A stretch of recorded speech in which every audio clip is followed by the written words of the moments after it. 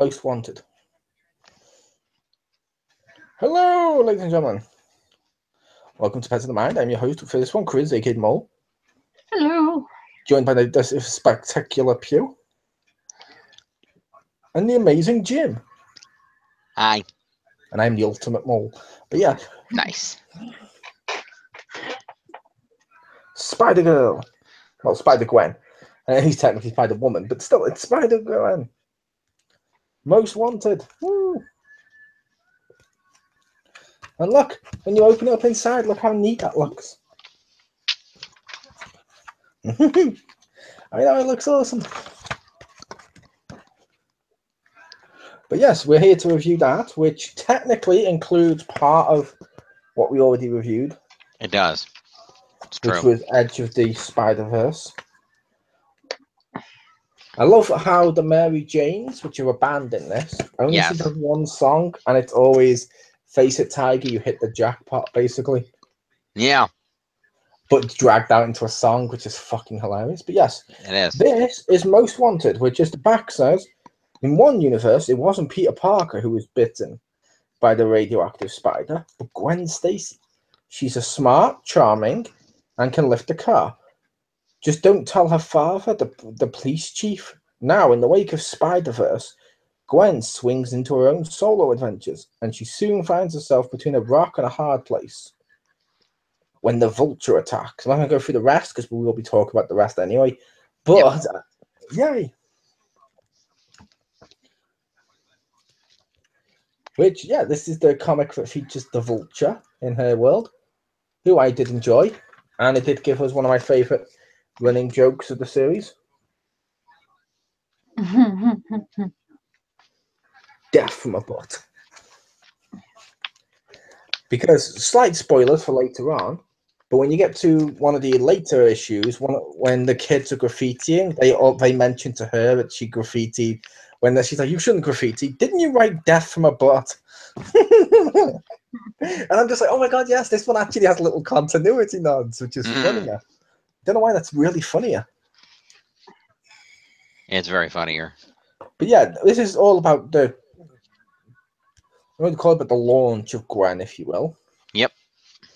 Even though technically she's already been meant to have had her powers before this. Yep. But what do you guys think of this? I like it. Me too. I enjoyed it. What did you think of the main story? I thought it was very compelling. I liked how Mary Jane's like super cool in this. And like how she's got a band and her friends and then, her dad and like the whole like supporting cast is good at balancing. Mm-hmm. To be fair, Mary Jane's normally super cool. It's just Mary Jane in this is a paranoid nut job. I thought she was super cool. I was just gonna call bitch. Yeah, I was gonna call her uptight bitch, but yeah, paranoid nut job works too. The original Mary Jane in the main continuity before everything gets erased was cool. I mean, she was like a supermodel and shit at one point. Yeah, she was. Oh, here when I went to she's cool, what I really meant was she's kind of cool. Like she tries super hard to be cool in the sense that like I'm gonna be shitty to be cool. Yeah, and it's so like she's so jealous of Gwen and stuff, which is funny. And yeah, as we can see, we see Gwen's costume, which is one of the big selling points. It's right there on the cover. People love Gwen Stacy's costume. It is a really amazing costume. It's a great costume. Now, it is worth noting, I think we mentioned this last time, but we'll have to point it out again because we're now reviewing the main series. She is called Spider-Woman. Yes. She is not walking around as Spider-Gwen. Yeah. Also, because there is spoilers in this, she does reveal her identity to her dad. She does.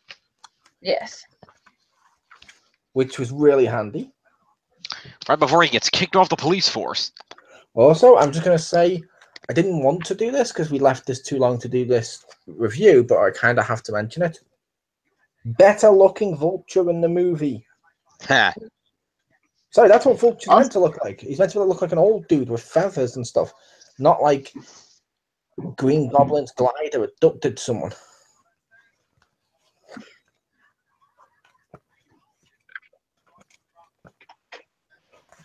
But what were you saying then, Stacey? Oh, I was just saying, like, how I like, wait, you're talking to me, right? Yes. I think you're liking it. I just I like the balancing of characters in this. Like her friends and the way she maintains stuff, that she kind of goes through that I'm giving up my social life for Spider-Gwen, kind of how like every like spider person goes through for a little while. Yeah, I see him. I like the spider pig. Spider, yeah, Spider-Ham. Spider-Ham. Spider-Ham. I like Spider-Ham.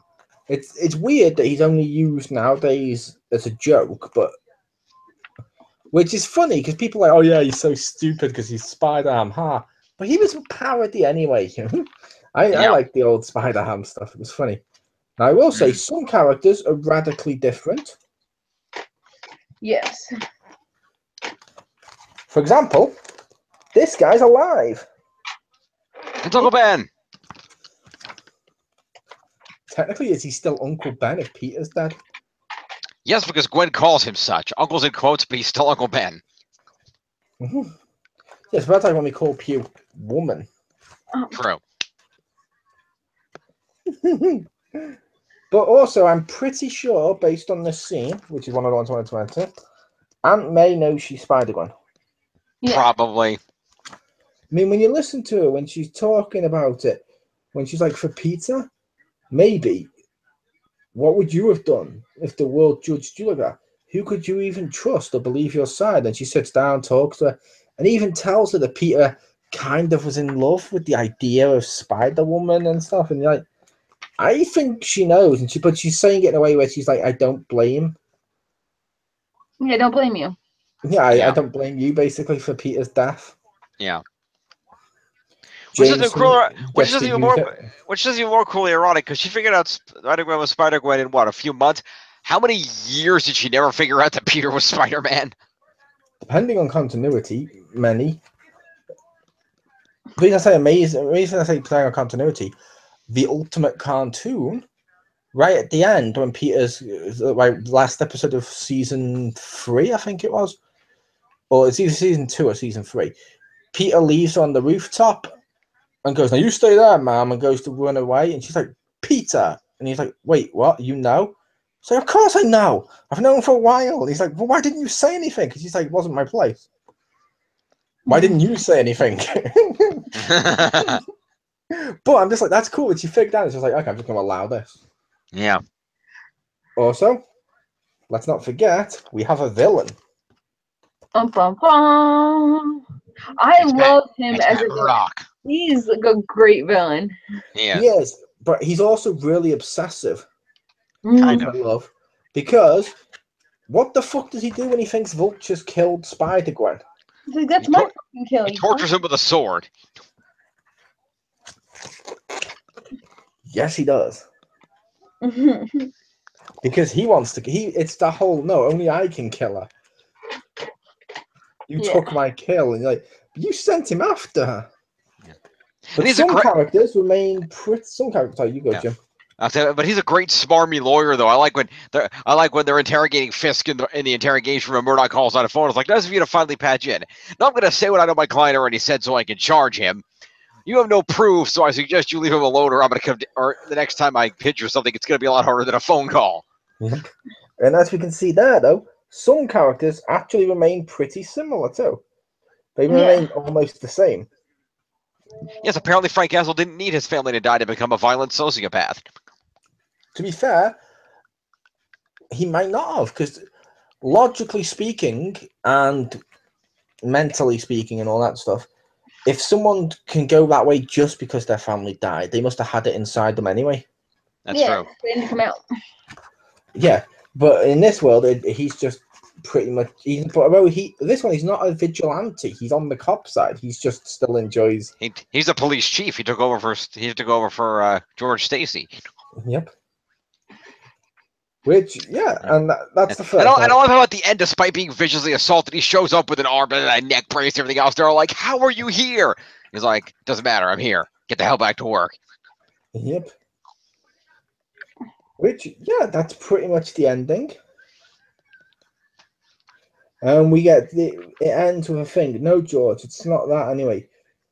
Just listen to me, okay? I'm not here to put you on trial. I'm here no matter what it shakes out, no matter what comes next, no matter what's come, blah, blah, blah, blah. I know deep inside that you're a good cop, a good man, so just watch your back, because someone's after him. And his family, bum, bum, bum. Yep. There's Spider-Gwen. Which, like I said, Yes. I really love Spider-Gwen. I've even got Spider-Gwen pop vinyl there. And yeah, volume 0, it's a little thinner than the other volumes. It is worth pointing out. But it's only an introductory one. It's like a bonus one. So it's like, okay. Yeah. Even though it's not really a bonus one, when it says to be continued, when you read volume 1, you kind of really need to know some stuff from volume 0. Yeah, a little bit. But that's neither here nor there. Yeah. Mm-hmm. But yeah, like I said, I like this world. I like the various twists that we get. I know there's more later. Like Captain America, I believe, is a black woman. That's cool. Yep. Various other stuff. But with this one, if they're not just saying, "Oh, we're just going to make everyone politically correct character," like the main 616, they're changing them because it's a different universe. And they've even changed one of the other characters to be white, and I'm just like, that's funny. Just as there's subtle changes, there's gender swaps both ways. Like Jessica Jones is a guy in this universe. Really? I missed that. Like I said, it's coming. Oh, gotcha. But it's a great solid world that they're doing, and obviously they're not going to throw in all the cameos in one book. Yeah. But we've seen a few. Matt Murdock is a brilliant villain. This world's Vulture is great, fantastic Vulture. I love that she figured out straight away that he's egotistical, and got him by graffitiing all around the city, various stuff. And I'm sorry, Death from a Butt is still Death from funny. a butt. That was good. Death from a Butt with a little bird like farting. I'm like, that's really fucking funny. And it works because it pisses him off enough that he just comes out. Yeah. That's a great way of finding him. I will say, which I'm fine with, but they've changed Gwen. But I'm okay with that. If you read the original 616 and all, if you read what Gwen was like at this time, she wasn't like this. She wasn't as sarcastic and nerdy and all the other stuff. They seem to have basically made her a female Peter in some regards, but yeah, I'm okay with this because her character, it's not just full on female Peter, and she has and it's cool, and it flashes her out more because she was never fully fleshed out to begin with. Yeah, because it says it all. When the thing most people remember her for is, as she puts it herself in one of these books later, being fridged off a bridge. Yep.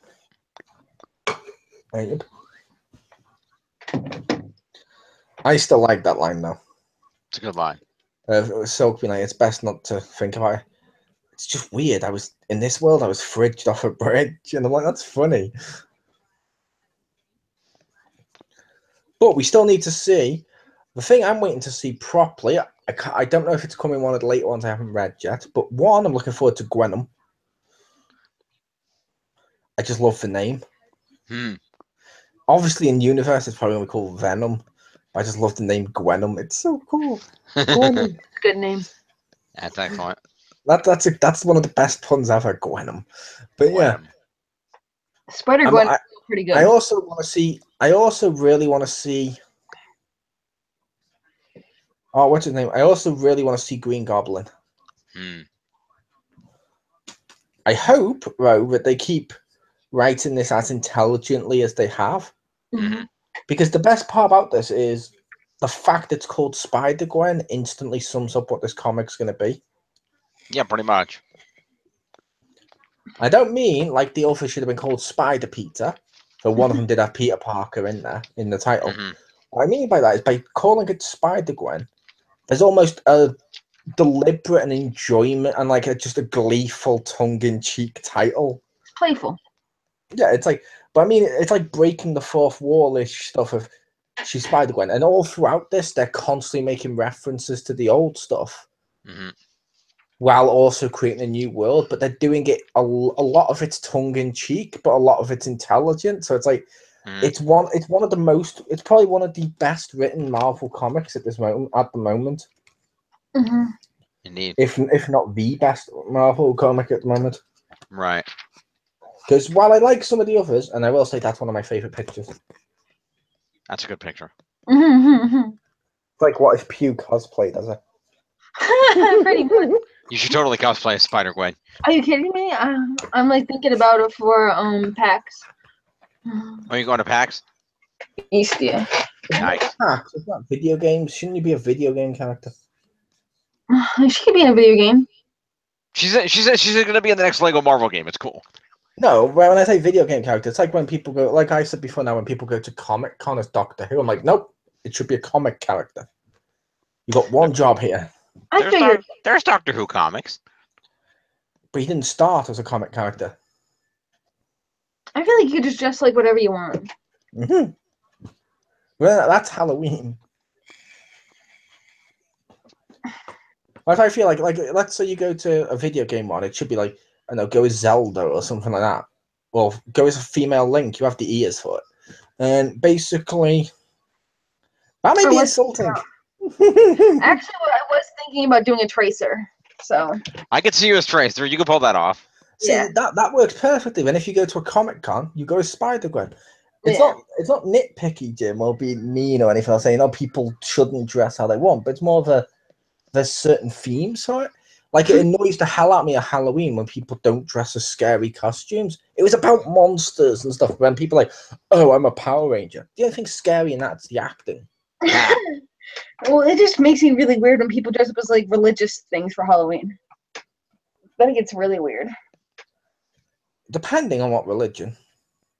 Well, I've seen people dress as angels and like Jesus on a cross and like. Yeah, like I said, that stuff, no. But let's not forget, the devil in himself is still a religious figure. I would accept the devil or any kind of monster. Yeah, that's what I was talking about. I accept the devil. As I said, it depends on what it is.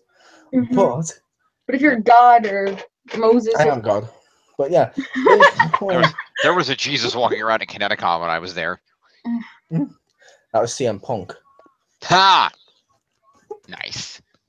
But no, basically, it's, you know what I mean? It's just one of those things that you're meant to be scared. It's like when I see adult women being like, oh, it's Halloween, it's an excuse to dress slutty. I'm like, oh, come on. Don't get me wrong, I don't mind seeing slutty women. But there's a time and a place for it. It's called the internet. But basically, it's like, oh, it's Halloween, I'm going to dress as a slutty cat. Look, I'm a cat. And you're like, no, you're a grown-ass fucking woman in a bikini that's put fake ears on and says, look, I look exactly like a cat. No, you fucking don't. Do you even know what a cat looks like? Don't give Pew ideas. No, if Pew was to dress as a cat, I think Pew would be more likely to dress like Cat Peach. So it'd be like a onesie cat, so it's like a cat. Exactly. Also, it's fucking cold in October. What the fuck are you doing wearing a bikini in goddamn October? Like, you just get bitch slapped for that. To be fair, it's still warm in October in some places in the world. I guess, but like not here. No. So I said that would upset me more than you're lacking looking like a cat. Like, yeah. But yeah, like I said, it's this comic, like I said, there's a lot of jokes and just enjoyment from it. Like, there's even a rival band to the Mary Janes. Yeah, I was a little weirded out when we got to part 5, and all of a sudden the comic turned into Gem and the Holograms. Oh, come on, that's funny. Of Felicia and the Black Cats. That's funny. It's not really Gem and the Holograms. This is just any rival band. That's a big team staple. It's Battle of the Bands. It's a team staple. I know, but one of the bands is literally a known supervillain thief, and the other one has a superhero as a drummer. Come on. Yeah, it's the Battle of the Bands. Like they've done that on stuff like Transformers and stuff before now. Also, how did you trade all those cats, and where did you get all those little shirts? eBay. I don't know. Where'd you buy your shirts, Pio? You're about cat size. Amazon. Amazon, nigga. No. And look, the cats. Yes, there's cats. Many cats. Yes, I was just showing them off there on that panel. Now, what I couldn't figure out is, did these cats suddenly mutate and get huge, or are these dudes dressed like the cats? I believe a dude's dressed as cat. Yeah, Because if you look, she has cats in little costumes that's her pets. But then on the stage, the ones who are actually performing are like humans dressed as mascot cats. Yeah. Like French mascot cats. Yeah, she's speaking French now too. That's kind of an interesting twist. Like I said, they're Frenchy cats. Yep. But Also, she looks like Storm. Yep.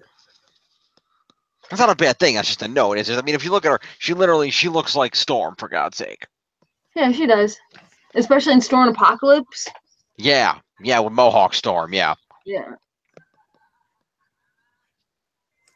Yep, and I do feel she may have just made one of the biggest mistakes she could have made as well. In that issue, possibly.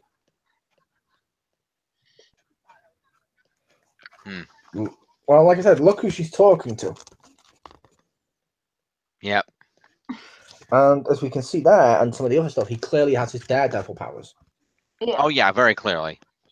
Which means he won't be able to see what Spider-Gwen's costume looks like properly.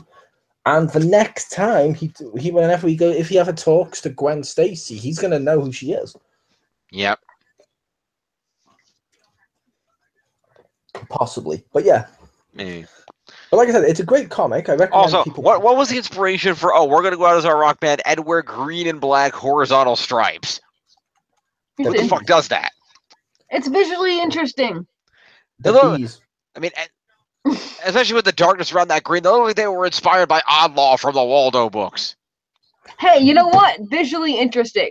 That's all you need. Yeah, why do any bands wear what they wear? I guess. To be eye-catching and rememberable. Yeah, green and black stripes, it works. Yeah.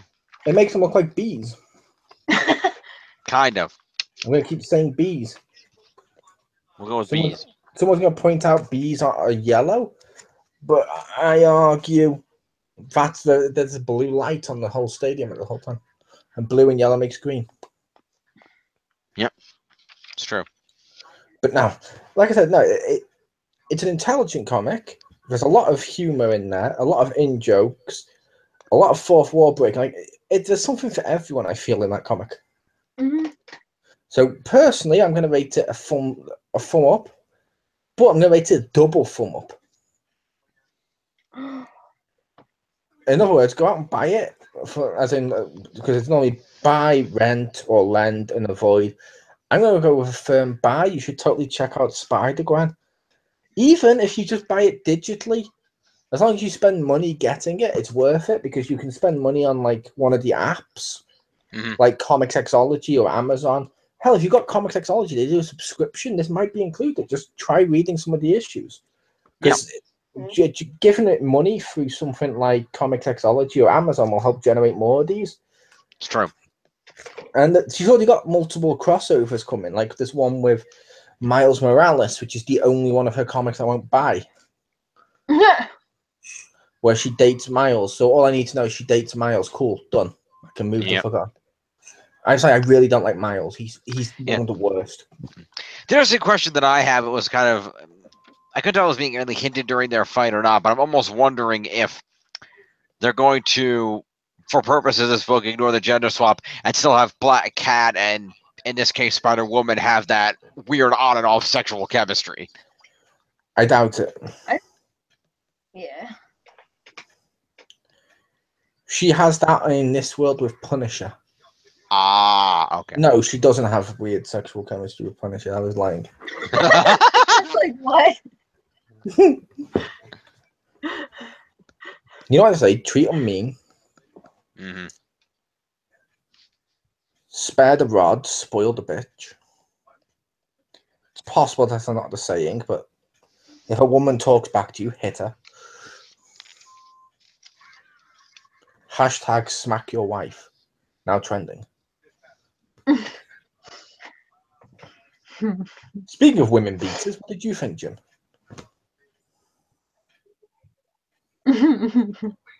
Sorry, I know the case was dropped due to mistrial, but still. What do you think, Jim? No, I'm kidding. We're not okay with beating women. Unless they look like Pew. I'm kidding, Pew. I'm kidding. No. I know. I'm kidding. Like I said, Jim, what did you think of the comic? Or how are you going to rate it? I enjoyed it a lot. Definitely a firm 9 out of 10, 90 out of 100, whatever you want to say. Great comic. Spider-Gwen is a very entertaining character. Her banter is great. Spider-Ham showing up is just icing on the cake. Seeing some versions of the villains, her struggling, trying to, come to terms with being, Spider-Woman and doing what needs to be done. The fact that Jonah is not just a newspaper, he's like a full-on activist here trying to shut her down. That was great. Oh, speaking of, time out for 1 sec. I just want to mention one little thing. This technically retcons something. Okay. When Spider-Ham appears in this, and he starts talking about what world he's from, it's a different numbered world to what he appears on in Spider-Verse. Ah. Like they've slightly retconned his world number. It's not a major thing. I just wanted to point that out because Intentionally, or it's like intentionally. Yeah, it'll be an intentional retcon because that's the world they're referring to him as being from now. Okay. Yeah. No idea why, but yeah. Sorry. But yeah, you were saying about. Well, in fairness, they lost some worlds in the Spider-Verse thing, so maybe the numbers got adjusted to compensate. Yeah, but what do you say? But what were you saying, Jim? I just said I really enjoyed it.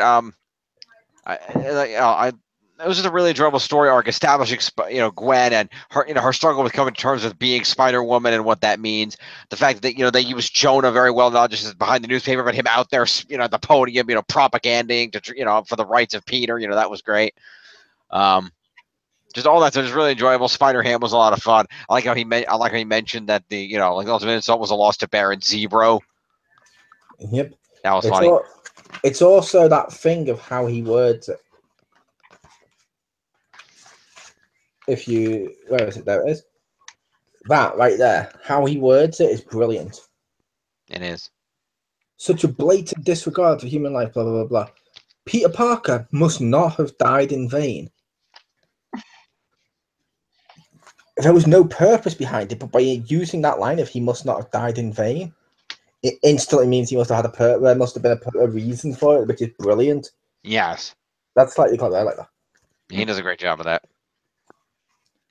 Also, Peter Parker was a lizard. He was a lizard. That was cool. And then he died.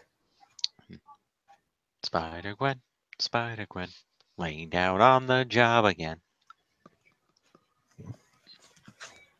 All right, so I like this. No one asked you. Shut up. I thought you were done. Oh, what the hell would a woman know about this comic? Come on. I'm kidding. It was super fun, balanced. It was cool. It was chill. It had humor. It had good villainy. It had great competition, great chemistry with sub characters. It was just all around really smartly written and really fun. It felt really balanced and really entertaining. Yep. And as I said before, we will keep reviewing these. Indeed. And how would you rate it, Pew? On the Pusa scale. Oh, I don't know. I don't know. It's just 99 out of 10. Really good.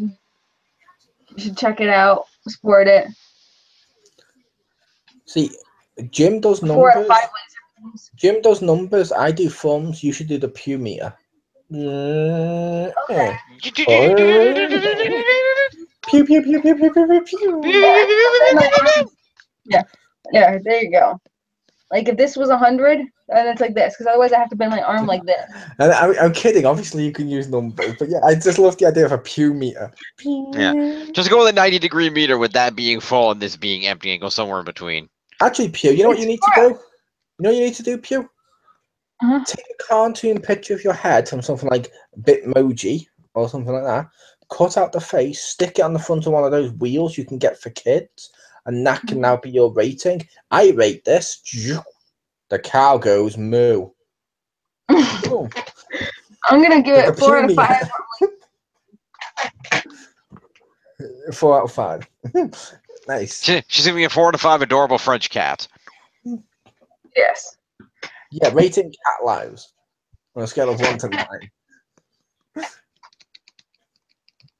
Oh, I think I'm upset by saying cat lives. Like, there's going to be something less than 9 of them.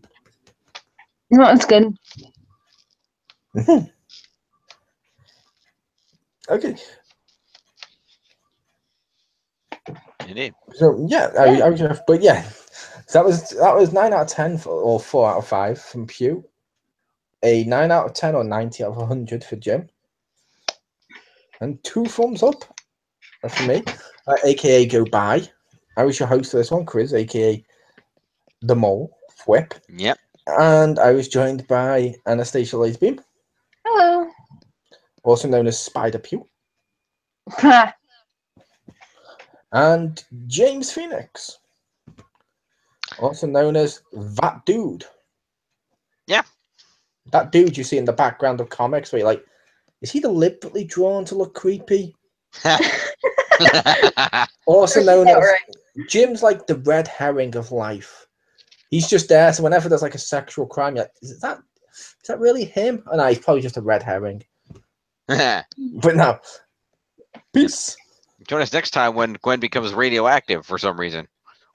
Because she was bitten by a radioactive spider. I know, but she wasn't radioactive here. Why is she suddenly radioactive here? Doesn't make sense. To be fair, it doesn't say she wasn't radioactive. But that's the name of it, radioactive. And then that this is most wanted. Why is she no longer most wanted on that comic? No. True. I will say, just before we go, there is one small peeve I have for this comic. Okay. Look at the front. Yes. Do you see? Blue shoes. Look at the side. Look at the side. Do you see? Nowhere on this fucking comic does it give it its number. Now, yeah, you could argue, oh, you just read that bit there, the small print of which issues it is. But come on, if you also want to get some casual people reading it, and you also want to just make it easier for collectors and stuff, just there at the bottom, or just there or something, put like volume 0, volume 1 and stuff, so people know which one they've got at any given time. Yeah, that was annoying because honestly, I just thought the numbers were being hidden by the spine labels on these library books, but I guess not. Well, actually, I think they were. I think. Right there, there's a 0 right at the fucking bottom of the spine. Oh, okay. I just noticed that then. But it annoys me because it should be massive so you can tell them apart. Not massive, not like a big 0 all the way through, but most of the other ones have like a 0 there. Or like, do you remember the Ultimate Spider-Man? So it's like Spider-Man Volume 1 and the title. Yeah. This one's harder. It was like easy. You'd have to look and find that little thing there. I don't know. We'll find out next time if there's a 1 now on the next one. I was right. Yep. But yeah, this was Spider-Man. Peace.